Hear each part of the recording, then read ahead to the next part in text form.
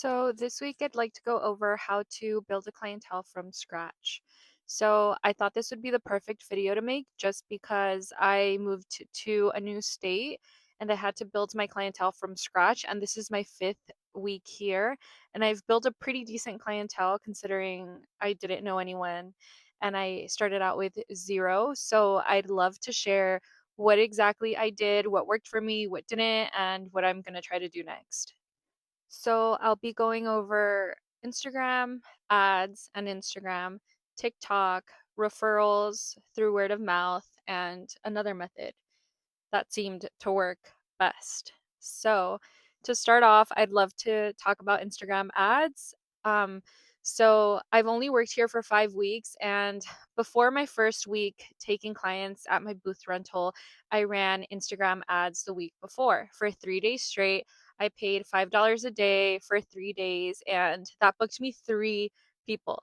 And I was really excited about this. So I continued to run ads on Instagram the second, third, and fourth week. And if I'll be honest, Instagram ads worked amazing the first week. And then it worked less the second week. And then it didn't really work for me the third and fourth week. Instagram ads did get me a lot of followers on Instagram all of the weeks that I did run it and likes on my post and maybe not many follows on others, but it didn't really bring as many clients in the second, third, and fourth week. I am appreciative of the first week it brought clients in. And I think the reason it brought clients in that first week was because it was the very first impression. And sometimes you as an artist exist and you're looking for like a dream clientele, and your dream clientele exists and they're looking for the artist, and they just need that bridge on how to get there, and it's your job to do the connection. So I put myself out there and they found me, and that was amazing. And maybe the people that saw the week, the second, the third, and the fourth app had seen me the first one too, but they were just not like, it was not a match, so maybe that's why I'm thinking it didn't work the second, third, and fourth week. um, I've yet to figure that out exactly, but something else that I wanted to talk about apart from the Instagram ads was Instagram itself, because I do feel like having all of my info out there on Instagram, legible and just like very easy for my clients to find, helped um them book with me. So the location, the services that I provided, and my exact address, and the years that I had been experienced working in this industry were all in my bio, and the booking site was in my bio. So I feel like everything was very easy for my clients to find.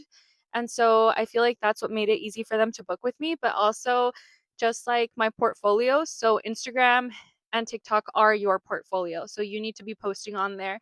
Um, the services that you'd like to provide, what it's like to get them done with you, what your place looks like. Like clients want to know what they're walking into before they actually get there. So all of that is important when making a first impression on Instagram. So the Instagram ads did work, but I'm pretty sure that when people checked out my page and they saw all of the info there, that helped them secure, that helped me secure that appointment with them. Ads, my advice would be to have a strong Instagram before you even run your ads. And then to really go into depth with the ads. For example, when I ran my ads, I wanted to showcase my personality. So I put a photo of myself in the video and then a trending song. Automatically in the video, it was like a photo dump of like different sets that I had created. And I feel like that attracted a lot of people. So having a strong presence on TikTok also helped me like gain a clientele. And the way that I did this was that I went back to all of my TikTok posts and like edited the post and I hashtagged the city that I'm in and the state that I'm in, along with the services that I provided.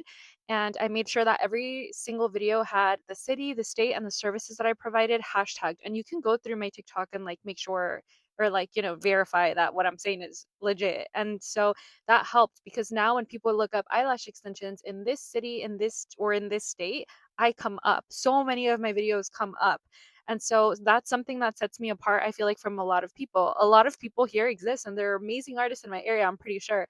But I don't know about them because they're not online, or at least their presence isn't known. Like, what's the point of posting before and afters if you're trying to build a clientele if no one even knows where you are? I can't even tell you the last like how many times I've gone on Instagram because I wanna get my eyelashes done too, and, like, I'll look up lash artists in my area, and sometimes I am like, "That's not the particular look I'm looking for," like, I'm looking for something different, and so I'm like, lash artist in this city, in the neighboring city, in the city over, 2 cities over, or whatever, and I always just see, like, the main city in my state come up, and that's, like, an hour and a half away from me, and I'm like, "Ugh, I don't wanna go there." Like, I wanna go to somebody in my city too, like, So, just if you wanna create a presence on social media, make sure that people know where you're located. I also feel like showing someone what a service is like with you before they even step foot in your space is important. So, for example, if you go through my TikTok, you can recreate this, but I have real time videos of like clients' reactions, their befores, their afters, and then me taping them and walking them through. Like, you've never had your eyelashes done before? Okay, so I'm going to walk you through the service. First, I'm going to do this, then I'm going to do that. And if you feel this is, normal, this isn't normal. Make sure that you're letting me know if this feels uncomfortable and like just like talking to your clients and like letting them know that you're there for them and that everything's okay and like you know what you're doing and like that creates like a safe environment.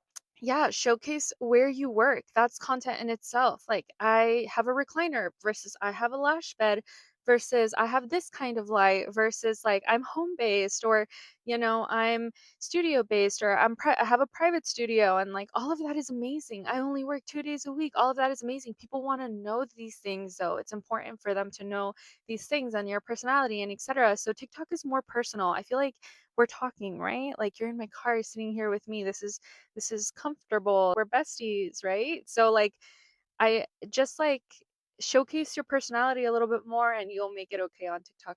Regarding word of mouth, you just need a few people to come in and then um they're your walking models.